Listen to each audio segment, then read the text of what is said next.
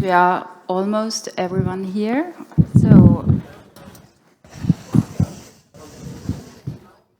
hello everyone. Good afternoon to this second panel discussion on green agenda in the Western Balkans of the Civil Society Forum ahead of the Berlin process on the issue of climate change and environmentally sustainable development. My name is Katja Giebel. I work for Heinrich Böll Foundation Berlin in the Department of East and Southeastern Europe.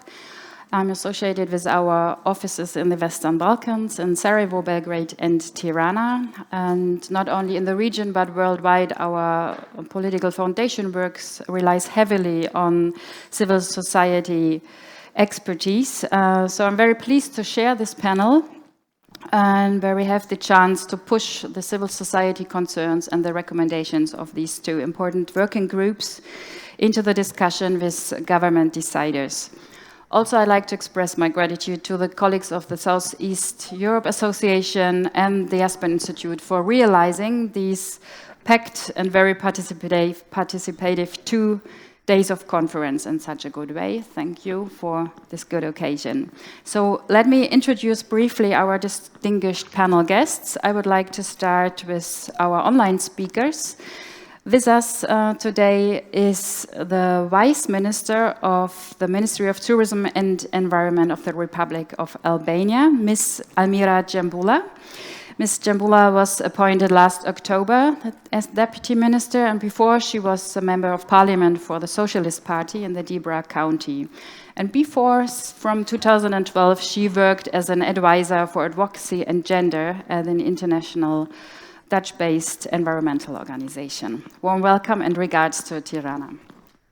Also with us today online is Ms. Teodora Grncarovska, who is the State Councillor on Climate Change for the Ministry of Environment and Physical Planning for the Republic of North Macedonia. Ms. Grncarovska holds a PhD on technical sciences, and she has 20 years experience in the field of climate change and is the national coordinator and expert of various climate change related working groups. Great to have you with us, and our regards to North Macedonia. Also online as the third online guest is Frosina Antonovska, an environmental lawyer. She is the Energy and Climate Policy Officer for Western Balkans for the Climate Action Network for Europe. So our regards to Brussels. Also, we are very glad to have you here, Frosina. And here in Berlin, I welcome to my right side Ms. Ifeta Smajic, who is a social development specialist in the World Bank's Social Inclusion and Sustainability Unit for Europe and the Central Asia region. Ms. Smajic is leading several World Bank initiatives on stakeholder engagement in the context of green growth for the Western Balkans. And to her right, I welcome Stefan Mager, a political scientist who joined the GIZ already in 2008, and he is managing currently a project in Kosovo on waste management and circular economy. And also currently he's developing a project for implementing the green agenda in the Western Balkans. So last but not least, I want to introduce our most important protagonists who are representing the results of the working groups they facilitated. On my far right, I welcome Rinora Gojani, who facilitated the climate change group. Rinora is the Programs and Operations Manager at the Balkan Green Foundation based in Pristina, and she has an extensive working experience and knowledge in research, advocacy, civic and grassroots level engagement, and she's focusing on sustainable development, energy policies and climate change. And also representing the working group for environmentally sustainable development, I welcome Endri Haxhiraj, who is the acting executive director at the Institute for Environmental Policy for Albania. Also, he is a European Climate Pact ambassador, and for more than 10 years he's into climate activism. And public awareness raising. Also from me, before we start, one last note on our format. As it was before, we practice this fishbowl concept here. So after our short discussion in our round, I would like to encourage you to join the discussion with taking this free seat. But as I also learned that Ms. Xhembulla from Tirana is with us only for half an hour, I would like to start the discussion right now. Let's begin with the recommendations of the Climate Change Working Group. So, Endri, please, the floor is yours. Thank you. I'm honored to participate in this forum, and I find it as one of the most important tools how to influence and push the environment protection and climate action forward. In this regard, it is of great significance to present recommendations of Group C to colleagues, decision makers, and policy makers. CSOs in Western Balkans still stand strong toward the protection of environment. To start with recommendations, the CSOs toward the CSOs, they demand that CSOs be more proactive in advocating and lobbying to policy change, build up transparent systems, aware how to reduce waste and pollution, provide expertise, and perform the watchdog role, share data from air, food waste, water pollution through platforms, influence and put pressure on governments in regard of environment protection and sustainable development, strengthen the cooperation between CSOs. Then CSOs demands government to support participation of NGOs in all government decisions regarding nature conservation and biodiversity, to mention waste management, forest management, corruption, and environmental crime. In this line, they demand also to consider including NGOs in developing projects, provide co-creation methodology, support Roma people to move from grey to green economy, to fund or to bring more funds for biodiversity protection. There is also demand for accelerating of court's decision in regard of environmental crime. One overall suggestion or recommendation was the implementation of law. Even we may have good laws in paper, promote circular economy in concrete acts, to include them in the laws and our people, to strengthen the horizontal communication between government bodies and their capacities.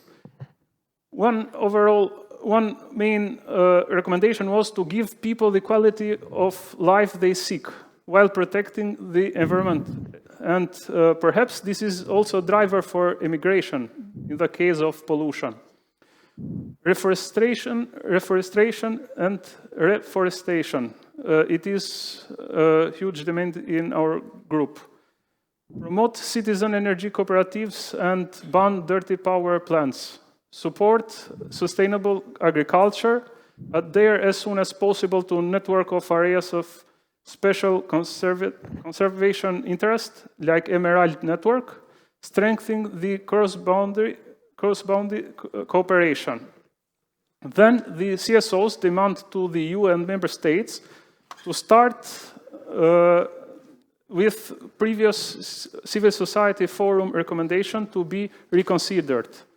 Then the EU should put pressure on Western Balkan governments to implement the green agenda with other functional mechanisms if necessary and involve all stakeholders. Support and cooperate with Western Balkan CSOs rather than the governments. Another point in this regard was that the EU should also increase efforts and development instruments to intensify cooperation and communication platforms with civil society and citizens. EU should promote also green agriculture without damaging the nature. should put more efforts to monitor the processes when handing over public services from EU to Western Balkan governments.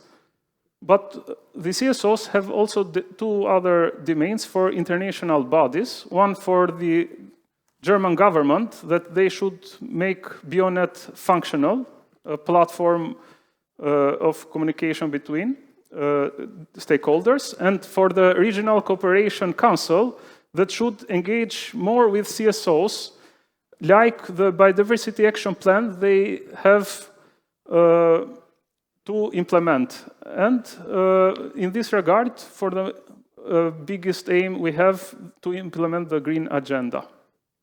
Thank you. Thank you so much. So this was a very good recap of all the results of the working group. I'm not sure if Ms. Xhembulla is still with us. Yes, she is. Very good. So I suggest we do not continue directly with the next working group results, but have a chance for all the speakers to comment and respond to what we just heard. I mean, I must say, yeah, what we just were about to hear already was not entirely new, as some of also this year's recommendations are ongoing concerns for many years who just had not been implemented so far. So I would like to start the discussion and your responses also with addressing the question, what needs to be changed in order to involve the public and CSOs more in environmental decision-making processes. And as we heard, the obligation to include CSOs as equal partners already exist in different laws concerning the environment, the circular economy, the national climate plans, but yet it's not happening. Yeah? So what is your approaches, how to ensure civil society organizations' involvement through the Berlin process? Let's start with Ms. Xhembulla. Thank you. Hello, good afternoon, everybody. It's my pleasure, in fact, to be in this forum who aims in a way to enhance the dialogue between civil society organizations and government. So it is my pleasure to share some of our, let's say, perception and have into consideration also the comments shared and mentioned already by Mr. Haxhiraj, who is, I would like to say, is one of the most active civil society representatives here in Albania regarding environmental sector. So, Ministry of Tourism and Environment in Albania considers civil society sector as an important partners, and involving them, it is a necessary tool, and it is obligatory, in fact, and we invite them always in the process of drafting laws, and when we develop strategies. So we try always to invite them and to make them part of our decision-making processes. For example, we have been involved them in the preparation of national strategy on climate change during the revised NDC 2021-2030. They were part of our consultation processes, and some young people representing youth organizations who were also part of the roundtables where were foreseen measures for addressing climate change. So in a way, although I am aware that we have still to improve, we have been involving them in some decision-making process already.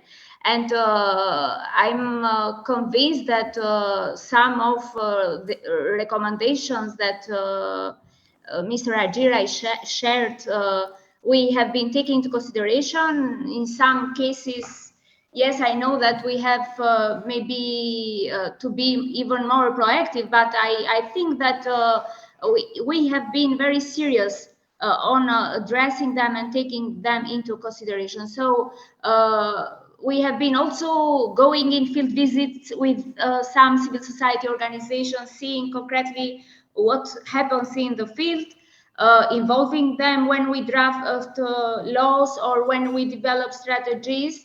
And regarding our, let's say, support in order to achieve objectives of the European Union Green Deal, Albania, you know, that signed 2 declarations at the Sofia summit in November 2020.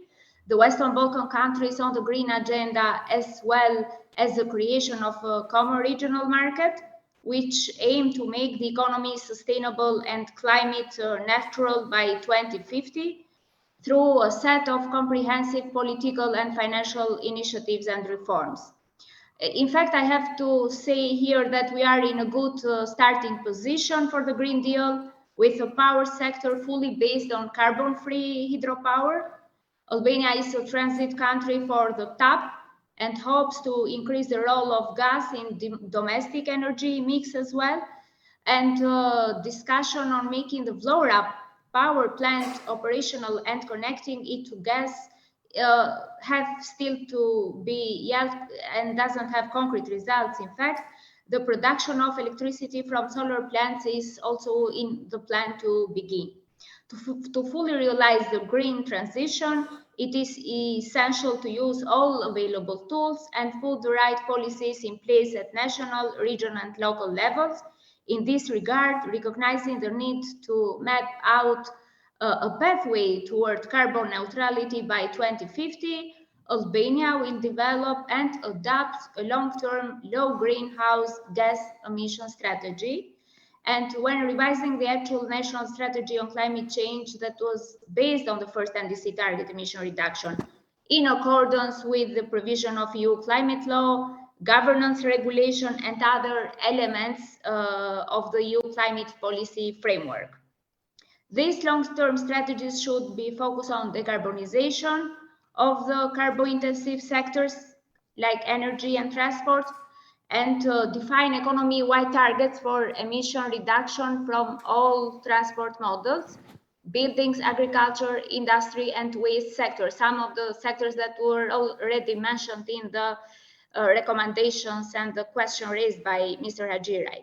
To reach climate neutrality by 2050, our commitment to reduce GHG emissions will go hand in hand with increasing carbon removals. In this regard, for the implementation of the Sofia Declaration on the Green Agenda for the Western Balkans 2021-2030 adoption of the decision of the Council of Ministers that will transpose regulation on the inclusion of greenhouse gas emission and removals from the land use change and forestry, and its proper enforcement is one of the priorities for the climate sector. And improvement of GHG inventories, developing forestry management plans, adding new categories of carbon storage products, including harvest-wood products, should be among the first steps toward this goal. And in addition to this, the LULUCF sector capacities to sequester carbon from the atmosphere, an integrated approach to climate action, and a greater contribution from the land sector, including optimizing land use planning and practice, is also urgently needed. So these are some of the, let's say, our plans, our, let's say, strategies, and when we can cooperate and involve and enhance the dialogue with civil society. Thank you so much for explaining these Albanian strategies and also for your participative approaches. Still, I would like to make use of you as long as you are with us and pose one more specific question, also at the risk of not making myself popular. I would like to know, as the Albanian government has agreed to make the Vjosa Valley a protected area, a national park, which is expected to happen early next year, I guess. Quite contradictory to this decision seems the construction of an airport in this land, in this protected area, that would actually destroy this part of the Vjosa Delta. So one quite famous Albanian environmental organization, PPNEA, opposes this in an open letter that is supported by many international and national NGOs. And also there's media coverage like from Euronews and Reuters and Guardian on this topic. And also the last progress report of the European Union stated that the construction of the Vlora airport is a contradiction with national laws and international conventions on biodiversity protection that have already been ratified. So I would just wonder and like to know why is the Albanian government still silent in this issue? Yeah, thank you so much for your assessment on that. Yeah, thank you for your question. In fact, Albanian government, also the Ministry of Tourism and Environment already has, let's say, stated their, our official, declaration on this decision. But I would like to say that during 2019-2021, Albania went through a assessment of a protected area system, this study examined all the protected area surface in Albania and analyzes all the biodiversity value one by one of the 15 for existing sites. And all the possible stakeholders were informed during the evaluation process, led by an independent group of experts. And also this decision and this assessment was done in line with ministries and state agencies were part also. The revision was done for several, let's say, reasons. Many decisions were very old and not updated. There were no maps accompanying the decision, which led to misinterpretation. There were more than 20,000 hectares difference between the existing decision maps and use for the areas and some other. There were developments inside the territories that were not more acceptable for protected area. At the end of the process, the final proposal from the Ministry of Tourism and Environment for a total surface of protected area system in Albania was taken into consideration 90% of the same existing area and increased in the total coverage from 18 to 21% of the national territory. And based on this 2-year study, the area proposed for the development of the airport was removed from the territory of the protected area by decision of National Council of the Territory as the highest institution in the country for special planning. And it was done by decision number 10 of 28 December 2020 in accordance with Article 20.4 of the Law on Protected Area. So the airport project is proposed to be carried out on existing footprint of the former military airport, which was operational until the early 70s. It is located in a sub-area C, an area described for the traditional use. It does not affect any natural monument or the Narta Lagoon, as it said, where the favorite places of wintering birds are located. Outside the spot of the former airport and where the current project is expected to be built, there is also a salt pan. Despite this, NAPA remains committed and obliged to protect the landscape and the species present within the protected landscape. The developer has applied for an in-depth environmental impact assessment procedure and has gone through all consultation process requested as by Albania legislation. The environment declaration proposed by a national environmental agency and approved by the minister contains a number of conditions that must be met by the project developed during the land preparation phase, during construction and during operation that will for sure be monitored by the Ministry of Tourism and Environment. It is also the duty of the developer that environmental consultation for biodiversity will be an integral part of the monitoring and reporting on environmental components. And as presented in the in-depth environmental impact assessment report and the environmental statement declaration, the measures that will be taken will significantly minimize the impact that the project may have on the area, while the ministry and the dependent institutions will take all necessary steps to guarantee the ecological integrity of the area.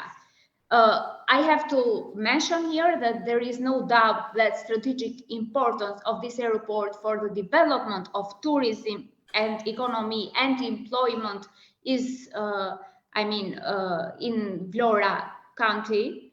This airport will be a new pole of tourism that favors Albania, like, for example, Italians who built airports in Bari, Brindisi, the Greeks who built airports in Thessaloniki or Corfu, Ioannina, and other North Macedonia who built airport in Skopje and Ohrid also, and Montenegro who built the airport in Tivat.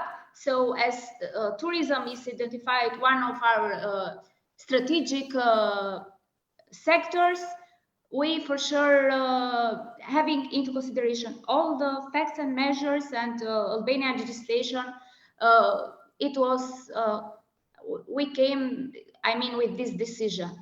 So this is, I was not prepared exactly maybe to have a full, let's say, answer for this, but I hope I was clear enough to mention all the base of legislation and the arguments that we have as ministry when we approve this kind of decision. Thank you for these quite real political explanations. Maybe I can also ask Ms. Grncarovska about her approaches, how to ensure the involvement of public and civil society organizations in environmental decision-making processes.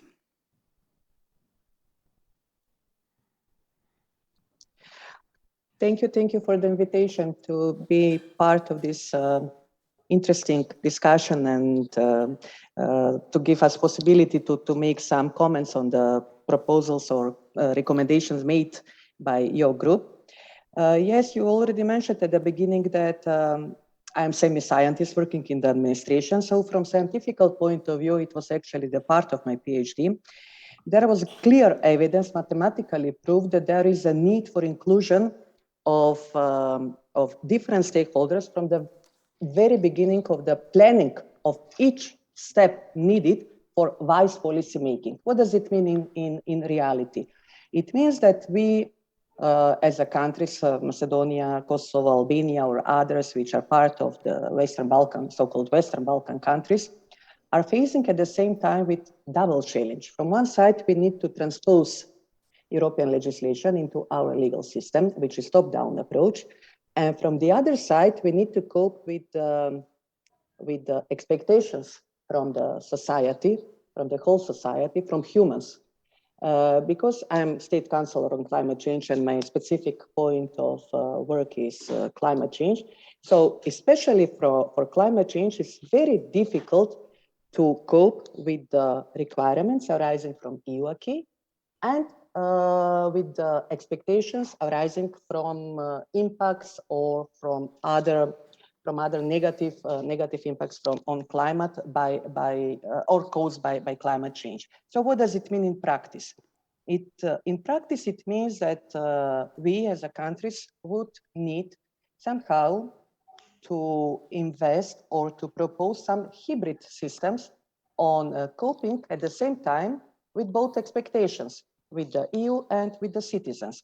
And it means that we would need as governments to include CSOs and business community and scientists at every and each stage of planning, preparation, implementation, and further monitoring of implementation of all relevant strategic documents at national and local level.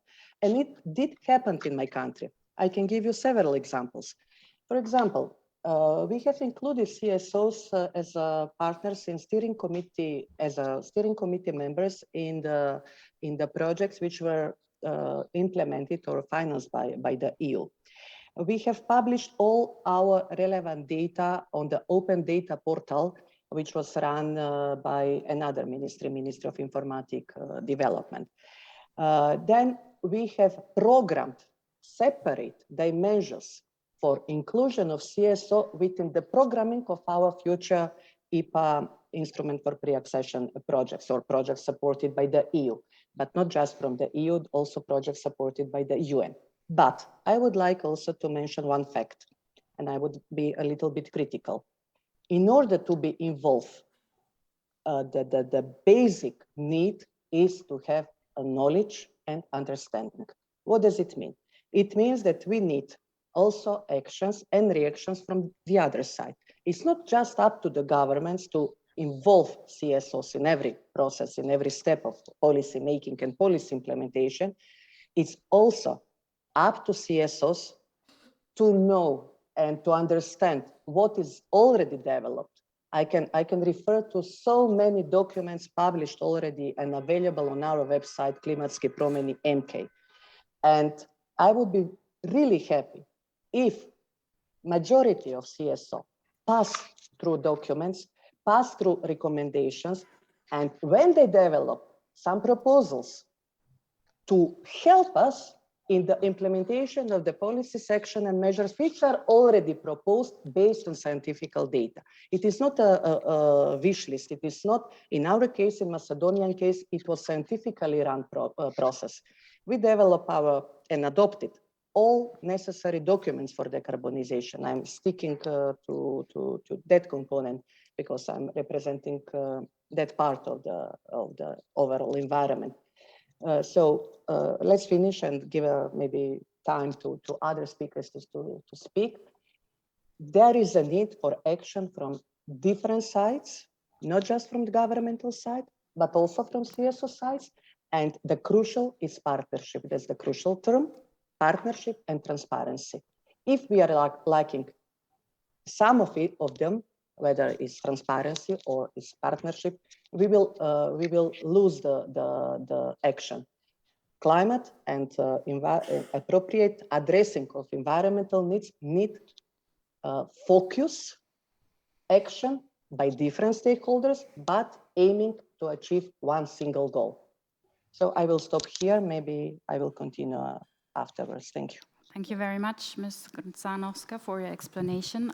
I would suggest we continue now directly with the recommendations of the climate change group Rinora facilitated. Thanks for your patience, and please, the floor is yours. Thank you very much, all, because I think already an introduction in a way was made, but because all the topics that we're discussing, they're interrelated, they're connected. In the previous panel, it was said there were no recommendations about climate, whereas we have recommendations now. And I think it was really good for decentralizing the green agenda on its own, because if we would talk about the green agenda as a whole, then definitely it would be a long list.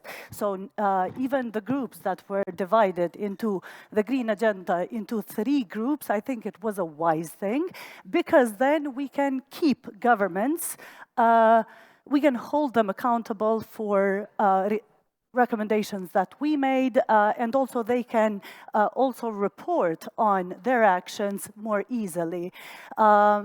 And for that, basically, climate, in a way, still didn't take the position it needs to take, nor in the eyes of governments, nor in the eyes of civil society. And this was seen also from the interest of civil society to be part of the groups that were sectorial, in a way, because it's more interesting to talk about EU integration as a whole, but EU integration will be reached when specific legislations and specific sectors are fixed. And I would recommend, even for civil society, to really look things from, as it was said, from the bottom up. Because from the top down, things are quite clear. We need to transpose them, and we are doing so, someone faster, someone slower. But in terms of now action, there is a need to have a specific focus. And in that, I mean, we were very demanding about climate actions that are needed from the government. And for that, we hear a lot of initiatives, but we don't hear a lot of initiatives that cooperate and communicate between Western Balkan countries. We are mentioning air pollution as a joint problem. We are mentioning interconnectivity and all other problems that need to be discussed together. So that's a recommendation that countries, Western Balkan countries, need to cooperate and communicate amongst each other. It was said that even civil society do not have information what documents are there. Maybe this is a problem because there's no awareness raising from the governments to transmit to the population and to civil society what is out there, what is government working. So for that, there is important to have joint awareness raising campaigns or even awareness raising campaigns individually per countries for sectorial policies. Let it be air pollution, climate change mitigation, sustainable transportation, and also request from population and civil society and all stakeholders how they can contribute to mitigate these problems. It was mentioned even in the first panel that increase of financing, climate financing is something that we don't see at the Western Balkan countries, and that is very important.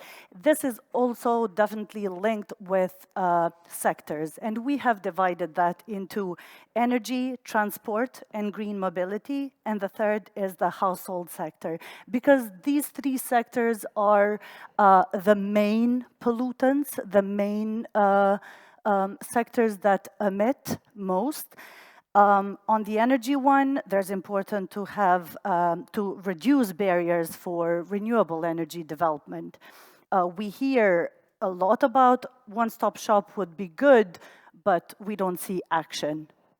I mean, most of the countries talk about it, but they never happened.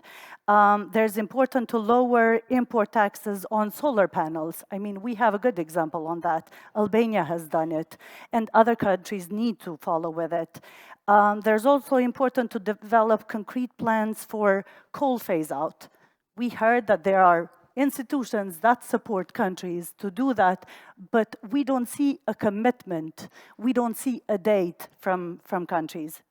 When it comes to transport and green mobility, I mean, during the winter and during the rush hours, we see how capitals mainly are transformed. So green mobility and expanding public transportation networks is very important in order to make in order to discourage the use of cars in the cities. I mean, there are tests happening, at least in Pristina, and there's a big debate about was that a good thing or not. But I said, if one person gave up the next day when we were doing the testing, if they gave up from turning on their car and using it, then the test was successful because they walked or they used public transportation.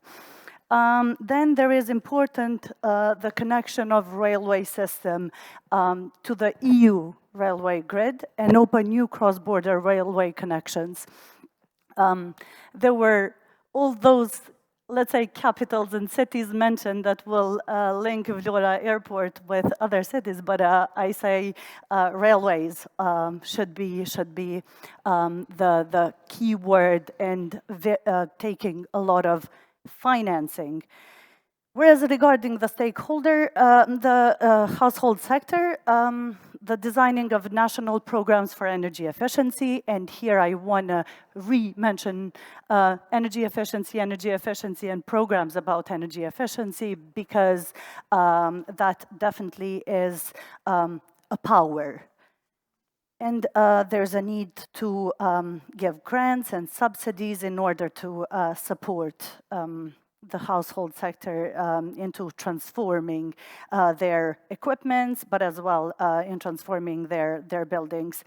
A specific recommendation was that countries of the Western Balkans need to prepare for the European Carbon Border Adjustment Mechanism, CBAM as it's known, in order to adopt their carbon pricing mechanism, because from this we might also benefit, and we should think about that. If we are prepared as countries, we will absorb more money from the EU and from, I mean, even individual countries, part of the European Union. And also for that, there is important to build climate partnerships There is one program, we're in Germany, and there's one program between Germany and Serbia about climate partnership. But on that as well, there's a need for a monitoring of that. Is it producing results? Who is involved? And how is going? Does it need to continue or does it need to be stopped? Because only money being given without a certain follow-up, it's not good. It's a loss of money. I will mention just the main important ones. One sector that definitely needs a strong focus is to build the recycling and waste management sector. And from that, we can learn a lot from Germany, because Germany's recycling and waste management sector has been taking the lead in greenhouse gas emission reductions for decades, and I think we can learn about that. And I'm pretty sure GIZ is definitely giving an example through their offices in the Western Balkans, but we really need to grasp all that potential that is out there. To move to recommendations for the EU and EU member states, I mentioned the climate partnerships, but we were very specific in saying that there should be an assessment mechanism to evaluate the progress of the partner country, to involve CSOs representatives in steering committee meetings that oversee the implementation of the partnership, not just telling results, but actually having them as stakeholders. And also make sure that in case of non-delivery, the partnership and financing transfers can be paused or even ended. I mentioned the CBAM, but as a mechanism that can be a revolving thing that brings the benefit back to the country, because that would then increase support. It will bring technical assistance and transfer knowledge in order to have a just, and I'll re-mention just, energy transition in the region. Also, there's important to push for implementation of EU Gender Action Plan towards its pillar of the green transition and digitalization to ensure a fair and inclusive transition and acknowledge the key role of women in fighting climate change on the household level. Whereas the last one for the EU is to support Western Balkan 6 to build new railways. I mean, if it's a priority of countries, we need support, and that can only be done with the support of EU and EU countries. Whereas for the civil society, there's needed to we should put a stronger focus on following climate change, and I said there was no much interest about it, so that is important to be increased.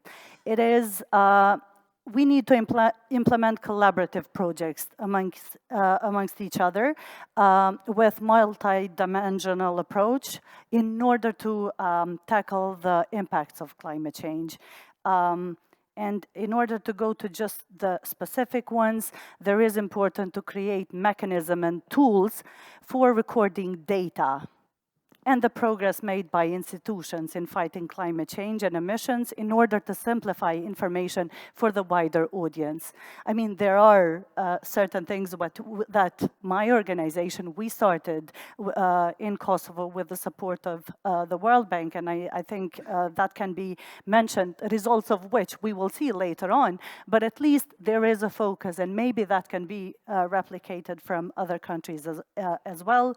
Raising awareness is always important, participation, definitely, and also holding governments accountable for their commitment, including related to national legal frameworks, but also deriving from EU accession documents, which are binding for the Western Balkan countries.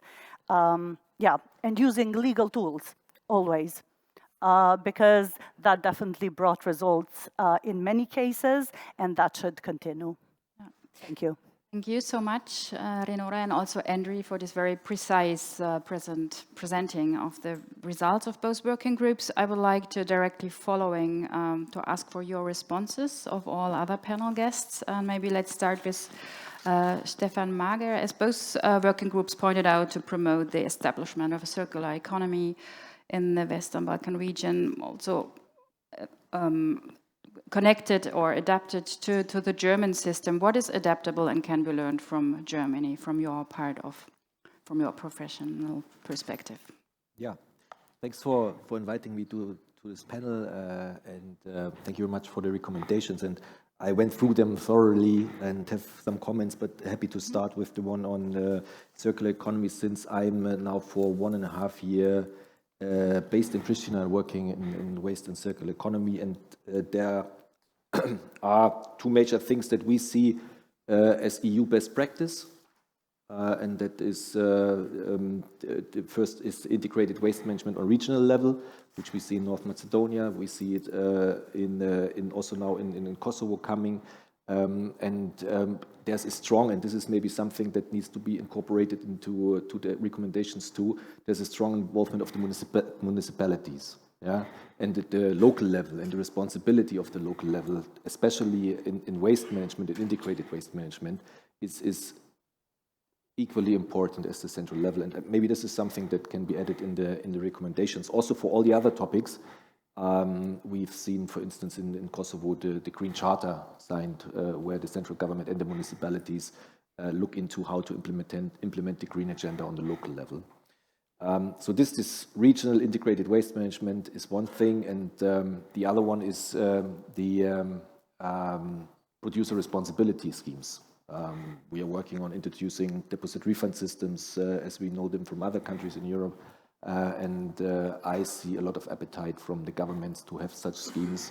And I think from these two perspectives, we can tackle the issue of waste and go first steps into this big topic of circular economy. Now, if I may touch a little bit on some of those things that were mentioned, and maybe starting with a general topic or comment that I also would like to make with regard to the previous panel. Being now for 1.5 years in the Balkans, I learned that we will not have a green energy or not a green transition as such if the major political problems of the region are not solved. Because we need cooperation between the countries for energy, for biodiversity, even for circular economy. None of those pillars and topics can be solved on a national level. Now cooperation needs trust, and we see a lot of lack of trust. And therefore I'm very happy of the connection of the Berlin process and the green topics, because without progress on the major political issues in the region, we will not see any green transformation. Things that were mentioned, the climate partnership or the climate partnerships that are ongoing, we are a little bit involved there, and hopefully, as you recommend, there will be something going beyond Serbia. Involvement of CSOs is, I think, something that is well noted and should be brought in. What would be my comment here is, and I will also bring this in on the German side on the discussion, that the green agenda or the link to the EU green agenda should be stronger, and the coordination of donors is very much needed on those things. Also, one big topic, just transition in your early recommendations here. And we are, or at least I'm working for this for quite a while now, also in my previous assignments. And I learned we should not push too much always on these phase-out things. I think one of the major questions for the countries in the Balkans is, what is the future industrial identity of the region? Tourism is one thing, we discussed it, and this is already controversial, but also where is the value created with which you pay, for instance, renewable energies and so on. So is it IT, is it health? I'm very happy to read the railway topic in the recommendation, because this whole question of transport can be one of the key drivers. I think also civil society maybe can look a little bit more into what is the future industrial identity of the region to lower the fear that it's just about talking of losses. There's a lot to be gained. And also you mentioned data and IT and seeing all the young peoples in the Balkans with much more strong affinity to digital things. I think there's a huge potential, and this can be taken up. Maybe last, or maybe to close with a little critical comment also on no, not critical, but provocative comment on civil society organizations. I see that the civil society organizations are strongly donor-backed in the region for good reasons, and this will continue. But sometimes I ask myself, where is the society behind civil society organizations? Yeah? How much are the topics we are discussing here really embedded in the society? I see very little awareness, and thanks for mentioning awareness raising. We implement some EU funds, and the EU is also much more putting emphasis now on awareness raising, because actually we see strong civil society organizations, strongly backed by donors, but real understanding in the society about the topics is maybe lacking. Maybe you know more, but because I'm too short in the region, but I think this is a topic we need to look into, because that links back again to something we see on the other side, that there is commitments of the governments with regard to donors. They signed the Soviet Declaration and then they do very little, yeah, because their constituencies and the people that vote them have these topics not on their priority, and this needs to change. Yeah. Thank you so much.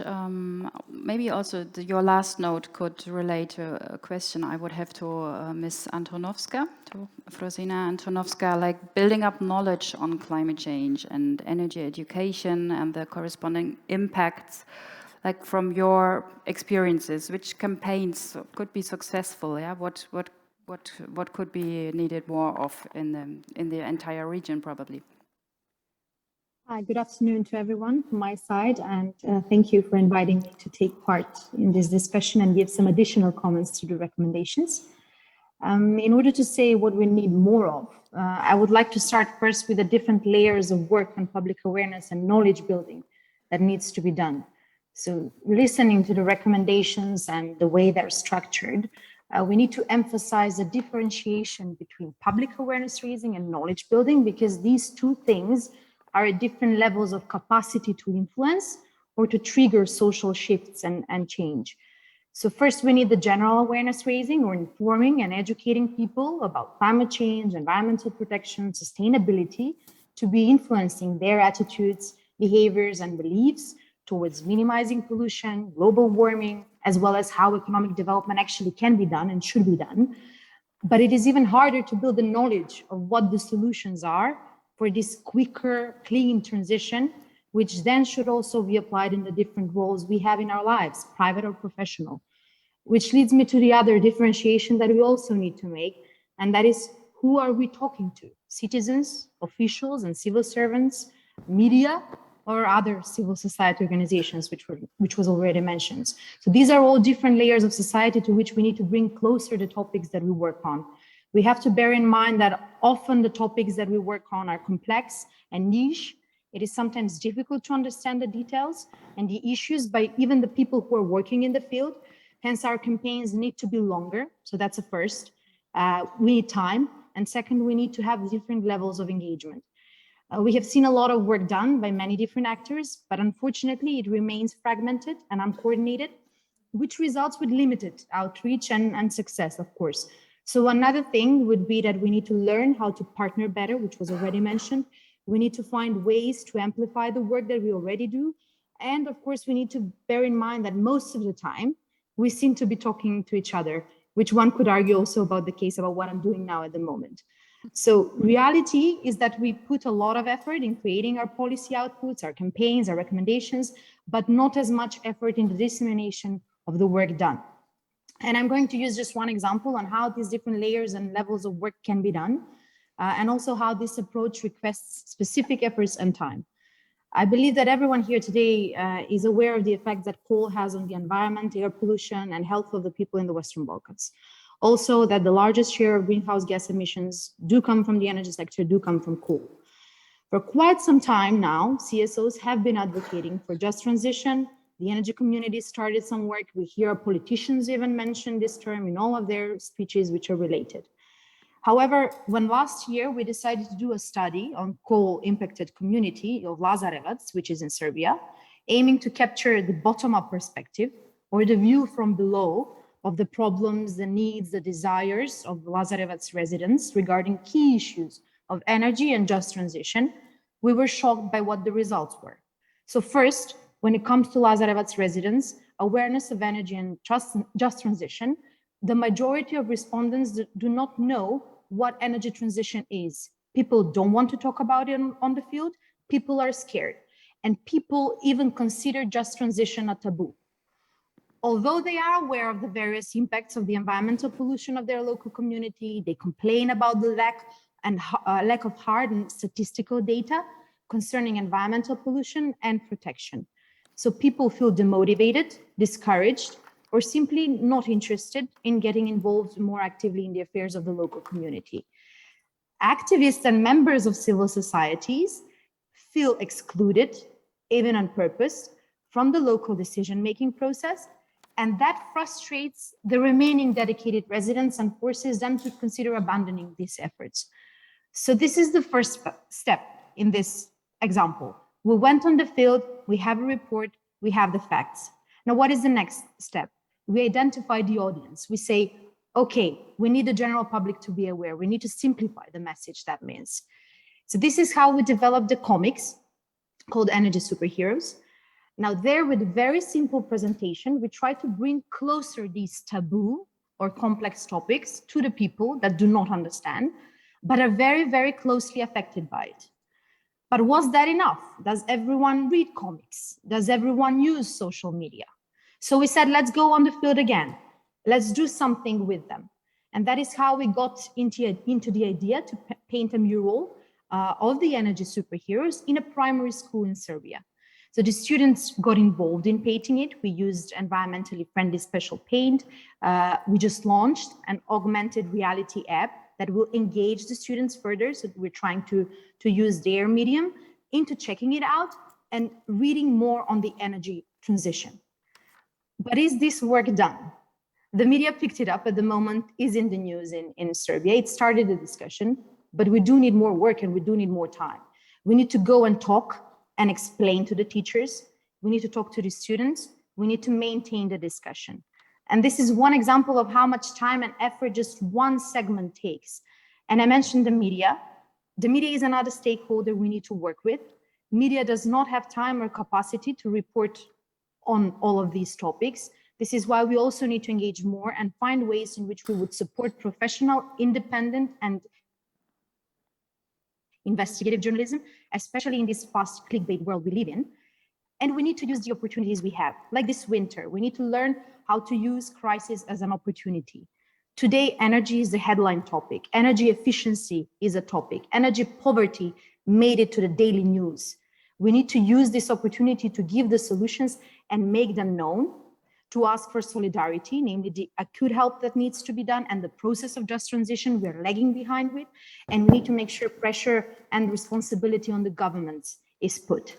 And just to wrap this up, many of the recommendations that we're discussing today are closely connected. We need the identified target groups in order to build this climate awareness.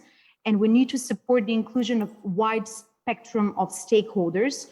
And for that, we need the decentralized bottom-up approach, involving local governments, companies, citizens, and their associations. We need to build the knowledge among all these stakeholders and even ourselves as CSOs. And this should be done through formal and informal education, through cooperation and partnerships, because without this coordinated and planned action, we cannot have informed participation, we cannot have the needed engagement and the pace by which we need to see the transition happening. Thanks a lot, Frosina, for these very precise, concrete approaches on energy education. That is quite needed to break taboos. I did not even know that you would call it like that. Yeah, thank you so much. I would like to add one more question to Ms. Smajic. Maybe it's a rather holistic question. Tackling one recommendation Endri posed when one recommendation said, find approaches to environmental management that give people the quality of life they seek while protecting the environmental systems that are also the foundations of our well-being. So maybe also from your social risk assessment background, what incentives could come from all kind of actors, from the EU, also the member state governments, or also other think tanks, to better the environmental management that eventually also concludes then in a better standard of living. And in the end, I mean, to keep it a bit simple, but in the end also could turn people from leaving the area, yeah? Could keep people away from emigrating. Well, that is a very comprehensive question, but thank you first of all for having me here, and for the group for their presentation of the recommendations, both on the climate change and environmental issues. I think that, you know, in terms of leaving, let me start with the end of the questions. I think that,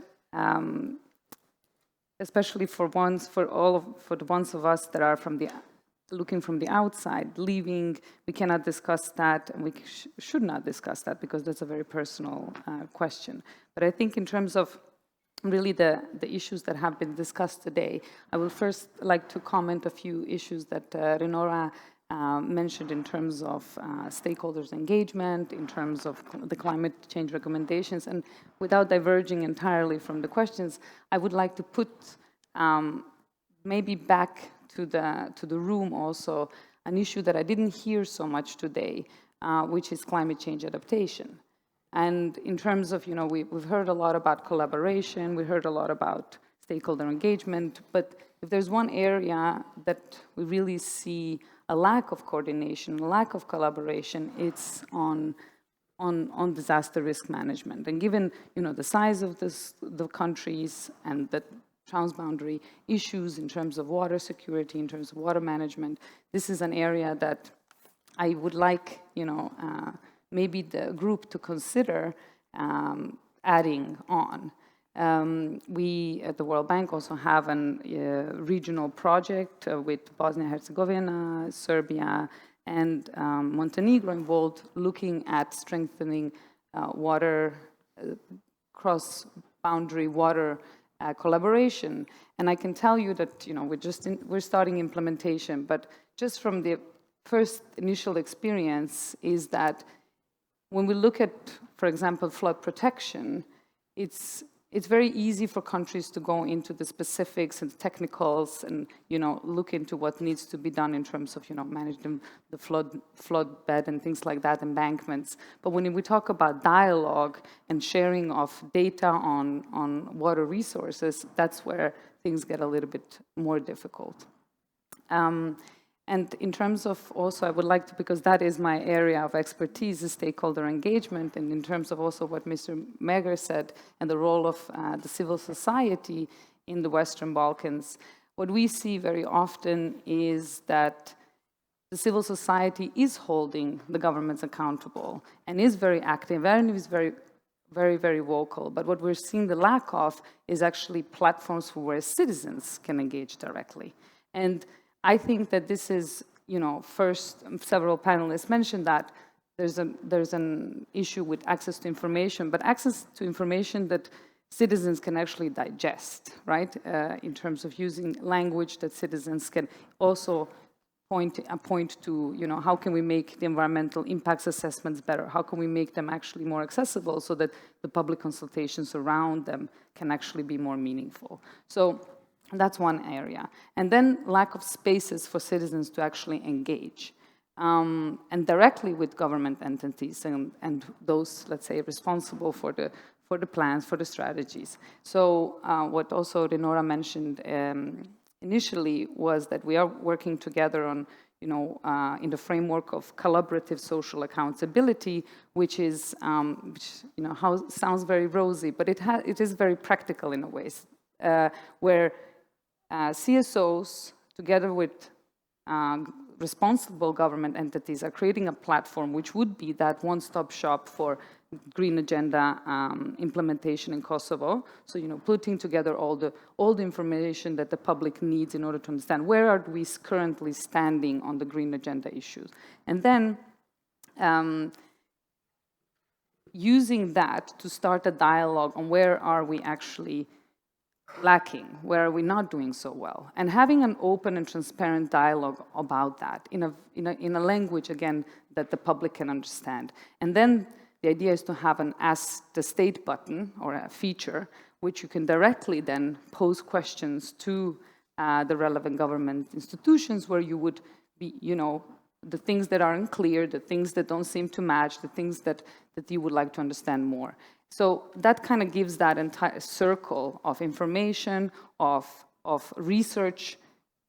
Very often, several panelists talked about that. There is so much information available, but it's not in one place. It's not available to the public very often. So, so one of the things that in this whole process, what we're seeing is that the CSOs would become facilitators for the engagement with the public, rather than, that's all good that the CSOs are, doing the watchdog functions, and they should be doing all of that. But they're also, the CSOs have to be the ones that are facilitating the engagement with the citizens and facilitating basically them being able to hold the governments accountable for their commitments. I'm not sure if I answered your questions, but It's fine.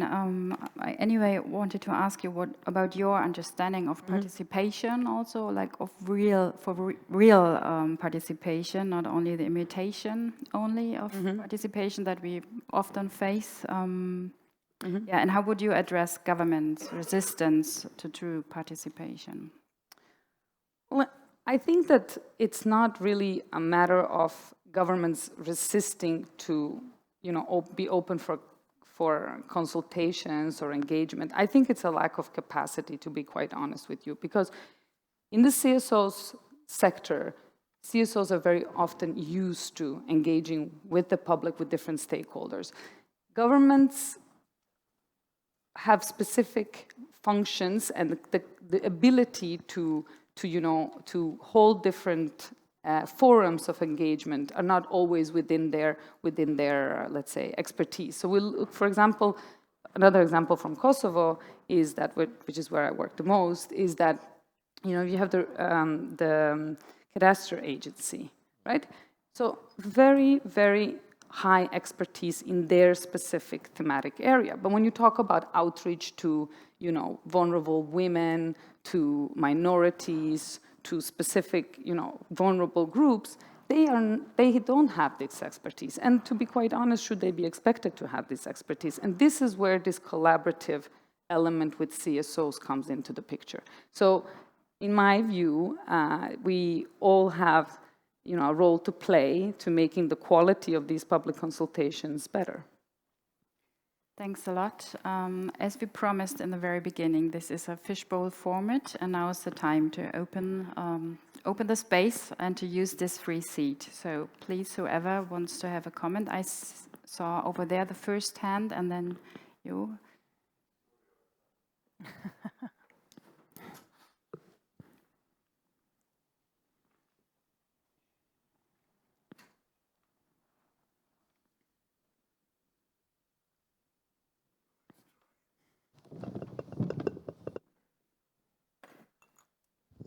Hello, everybody. My name is Damir Miljevic. I'm coming from the Center of Sustainable Energy Transition Reset from Sarajevo. I'm listening all day, about stakeholder engagement and that kind of things, and I'm missing one of the main links or players. Nobody is talking about what is the role of the parliaments in the energy transition, in the Green New Deal, and so on and so on. The reason for that is that in Western Balkans, the parliaments are excluded from the process. And I don't know how we could expect that the citizens will be involved if their main representatives through the parliaments are not involved. That's a mission impossible, really. And I think that one of the main recommendations have to be that the parliaments have to be involved. Because all strategies which are produced on Western Balkan are adopted by the governments, and result we know. From 2006 through the energy community, we are doing the nice strategies for everything. Result is almost zero. That means if we continue to use that approach, relation between international community and governments without involving the parliaments, which are, as I know, the main driving force of the energy transition and green agenda in the EU, how we could expect that we will be successful. Just to give one final argument for why we have to involve parliaments, I could not remember that there is any Green Party on the Western Balkan which are in some of the parliaments. Why? Because that's not on agenda of the parliaments. Why I should to establish the Green Party and to advocate for the Green Deal and the energy transition if we are not, as a guys from the parliament, involved in the process. And I think that's one of the main obstacles that energy transition and Green Deal could be more successful or more efficiently implemented on the Western Balkan. Thank you. Thanks a lot for this rather pessimistic but very important assessment. There was one other comment or question. We maybe collect some more and then we can get back.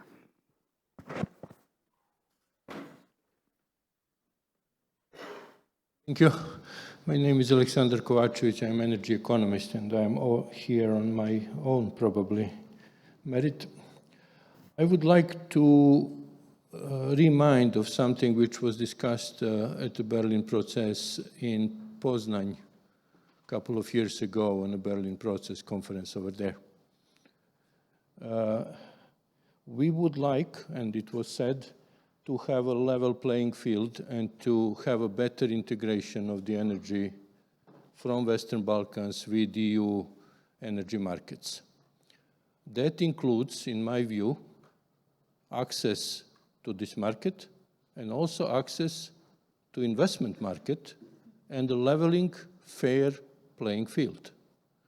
That obviously include the same rules and regulations what some of the European EU member countries' energy companies have, which actually goes down to the Article 10C of the Directive 2018-410, which is amending directive on EU ETS directive, option for financing for transitional free allocation for the modernization of the energy sector.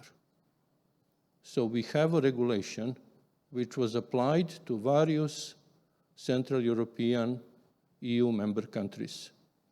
And the same allocation, the same logic could be applied to Western Balkans.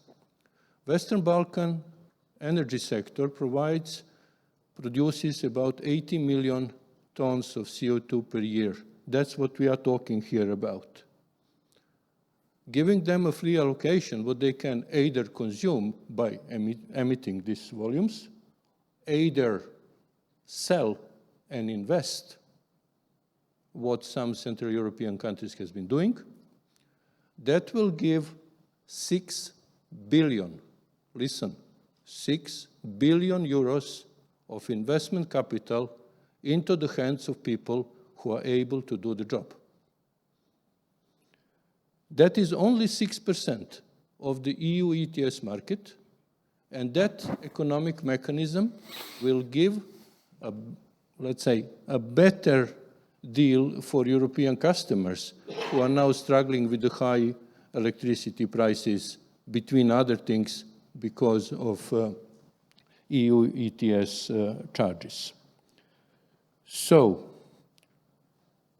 that mechanism is also going to prompt the governments in Western Balkans to credibly identify phase-out date for coal. Because if they have a mechanism which is dedicated, which is available for a period of 10 years, so they can plan investments, they can actually credibly undertake an obligation of the coal phase-out. That mechanism was applied successfully in the various EU member countries, and there is no reason why it cannot be applied to Western Balkans in the forthcoming 10-year period. That's enough funds to phase out coal in 10 years. There is no technical obstacle to that. The lignite came into Balkans during only 10 years, between 1976 and 1986. There is no apparent reason why it will not phase out during 10 years. And so the opportunity is there, mechanism is there, capability is there. It goes beyond the governments, well, and if EU is looking to really integrate Western Balkans into European market, here is the chance. At this moment, we have in a procedure a proposal for a new EU ETS directive, which Commission put forward in July 2021, which is in the procedure, and here is the mechanism how to do this job. Thank you, Mr. That's it. Kovacevic. So, is there more commentaries, questions from the audience so far? The last comment would sound too easy, but then we have the other problem that the green agenda is lacking political backing, as we heard from Damir Miljevic. So, Rinora, would you like to to react on these both? Well, on the ETS, for sure. I mean, it's a mechanism already established. It just needs to be put in place. And I don't see why Western Balkans need to opt out from being part of it and benefiting from it, because we see that decarbonization and phasing out coal is also benefiting from these mechanisms to be part of. I mean, I think it was well thought. I don't have anything to add on that. Whereas regarding the role of parliaments, I totally agree. And this is definitely then linked with how we build their knowledge about their responsibility as representatives of citizens. And this needs to be done hand in hand. Even citizens requesting from them, but at the same time, them knowing what they're representing. So this is not an easy process. I don't see that as an easy process because it's not the focus there. And I said, climate change is not taking is not yet a sexy topic, apparently. I mean, it's been worse. We see some progress, but still, it's not at the top of the agenda where we want to see it. For sure, that then should make us aware that maybe there's a need for rechanging the way we're doing things. Because apparently we're not being terrified enough. We had a session in the morning where we talked about campaigns, how terrifying they should be. So maybe we're not making it terrifying enough. Or the greediness is higher than the impact. And for that, there's a need for systematic change and a thorough change from everyone, not only civil society, because this is not our burden. It is everybody's burden, to the ones who understand it, scientists, experts, civil society who have the passion of then transmitting whatever numbers there are and whatever studies there exist that common people do not understand. And yeah, maybe we need to translate everything into superheroes way, or however the citizens would understand the information. Thank you. So as time constraints make this already being the last statements, there, Stefan Maga would like to add something, and I would also ask our online speakers if they want to have a last say in this round. But yeah, I just wanted to pick up on this role of parliaments. There are a couple of things. One is, I mean, I think I'm not sure about all political systems in the Western Balkans, but when you have parliamentarian systems where the parliament votes the government, I think it's also, we need to give this a little bit back to the parliaments to ask for participation and for this influence. For instance, when budgets are assigned, why is the parliament not asking to assign budgets to green investment projects or those things? So I think the parliaments also in those countries, they have opportunities to set the topic if they would like to, and then it links directly to the question, why are there no green parties? Because there is no political demand, because the wider society would not vote them, because the green topics are not at the heart, because the people, and this is still also the reality, face bigger challenges than people in the West do in terms of coping with their just basic needs. And then the green topics are luxury, to say so. And I think this is a little bit the relation there. What I think is a valid comment, the donor society is always supporting the governments and not the parliaments. And I think this also needs to be a little bit rethought. Yeah. And then Alexander's comment, I think it's a little bit with all those things also on the recommendations on regulations for renewable energies. Everything is on the table. There is nothing that needs to be newly developed. It just needs to be adapted. And then it's the question, why is it not happening? Why is it not happening? And including the Western Balkan countries in the European emission trading scheme, if there would be also the sufficient political will on European side, it could be easily done, as Alexander describes. So I hope the Berlin process is really delivering some more concrete ways forward and then really pushing all stakeholders on both sides, because it's not just the Western Balkans, it's also the EU, politicians in the EU that have their stake in why things don't move forward. thank you. So is there any other comment from our panelists online or in the room? Yeah, so let's conclude then this panel. As we've heard several times today, so there can't be a Green Deal for European Union without the Western Balkans and their green agenda. Searching the uniting, so applies very much for Western Balkan countries. I mean, civil society-wise, as also respectively for their governments. And yeah, as we have also heard from different perspectives, like knowledge and understanding is key, vice versa. So, thanks a lot. And yeah.